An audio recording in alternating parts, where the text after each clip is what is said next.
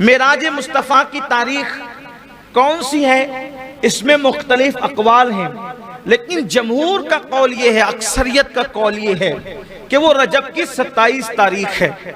آج مجھے what's app پر ایک مفتی صاحب کا فتویٰ بھی پڑھنے کو ملا، حالانکہ میں زیادہ اہمیت نہیں دیتا ایسے لوگوں کو، لیکن چونکہ صرف 2 جملوں میں کہ لوگوں کو اس کی غلط فہمی کا ازالہ ہو جائے، یہ اس میں لکھا تھا کہ کسی حدیث سے ثابت نہیں ہے کہ معراج 27ویں رجب کو بھی، بلکہ یہاں تک مفتی صاحب نے لکھ دیا کہ کسی ضعیف سے ضعیف حدیث سے بھی ثابت نہیں ہے کہ معراج 27ویں رجب کو بھی۔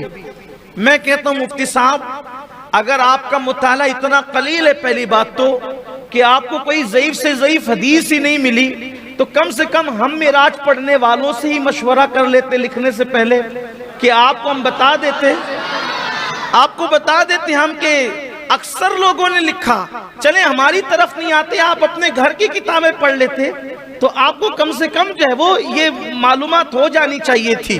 اب میری طبیعت یہ سب باتیں کرنے کا جی نہیں چاہتا، کیونکہ برسوں پہلے 50 مرتبہ جواب دیا جا چکا ہے، پھر بھی بات بار بار وہی ریپیٹ کر کے لاتے ہیں، تکلیف ہوتی ہے۔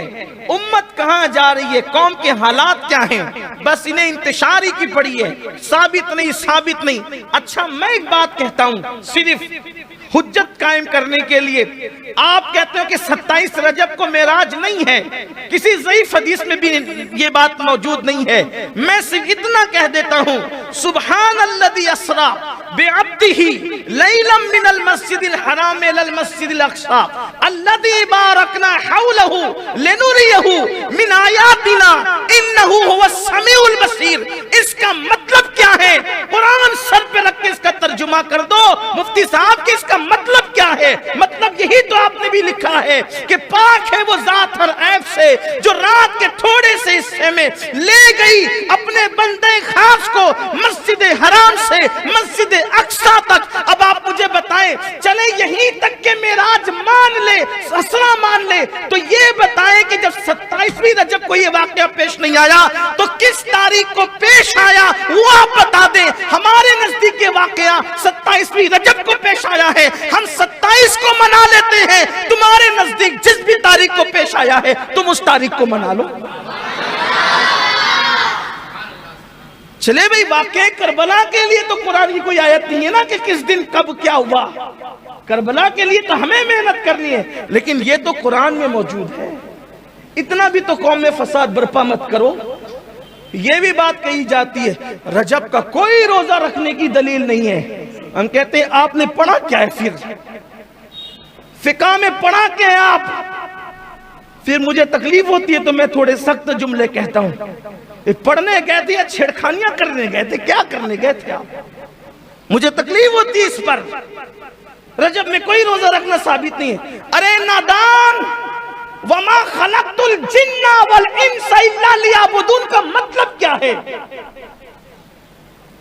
جب کہہ دیا کہ یہ عبادت نفل ہے، نفل، تو نفل کے لیے کسی ثبوت کی ضرورت ہی نہیں ہے، کیونکہ جو نفل ہے وہ عبادت ہے، اور انسان تو پیدا ہی عبادت کے لیے ہوا ہے۔ جس دن چاہو روزہ رکھ لو، جس دن چاہے عبادت کر لو، جس دن چاہے نوافل پڑھ لو، اس کے لیے ثبوت کی کیا ضرورت ہے؟ قرآن کہہ رہا ہے کہ تمہیں عبادت کے لیے پیدا کیا، جب پیدا ہی عبادت کے لیے ہوئے تو پیدائش سے لے کے مرے دم تک عبادت کرتے رہے، تو بھی حق تو یہ ہے کہ حق ادا نہ ہوا۔ آپ کیسی بات کرتے ہیں؟ پڑھے لکھے ہو، ذرا اچھے سے رہو، ورنہ پھر ہمیں اپنی پرانی روش پہ آنے پہ مجبور مت کرو۔ رجب کے کنڈے پھر لے کر آتے ہو، 22 کو نہیں کر سکتے، 22 کو نہیں کر سکتے، ٹھیک ہے بھائی ہم 22 کو کرتے ہیں، تم کب کر سکتے ہو؟ چلو تم کرو، تم کہتے ہو نا 22 کو نہیں کرتے، تم کرو نا کب کر سکتے ہو؟ کرنا تو ہے نہیں آپ میں اتنی ہمت تو ہے نہیں، پھر آپ کیوں اس طرح کی بات کرتے؟ یہ ہماری اپنی طبیعت ہے، چاہے 22 کو کرے چاہے تبھی کرے۔ کہتے نہیں وہ ذرا وہ کرتے ہیں تو ان کے یہاں فاتحہ نہیں ہوتی، ہمارے یہاں فاتحہ ہوتی ہے۔ ان کے صحابہ کو گالیاں دیا جاتا ہے، ہمارے یہاں فاتحہ میں اہل بیت کے نام کے ساتھ صحابہ کے نام بھی پڑھے جاتے ہیں۔ اس لیے اس طرح کی بات نہ کرو، جو کرتا ہے کرنے دو، کیوں لڑائی جھگڑے کی بات کرتے؟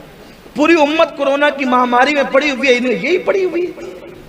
एक छोटा सा ला करके कुछ भी डाल देते हैं, पूरी उम्मत को लड़ा देते हैं। खुदा के लिए समझ। और आपसे भी कहता हूँ, बहुत व्हाट्सएप के मुफ्तियों पे एतमाद न किया करो। थोड़ा जरा अपने बुजुर्गों को भी देखो, थोड़ा सा जरा मजबूत बनो। थोड़े से में आप जो है वो ढीले ढाले हो जाते हो।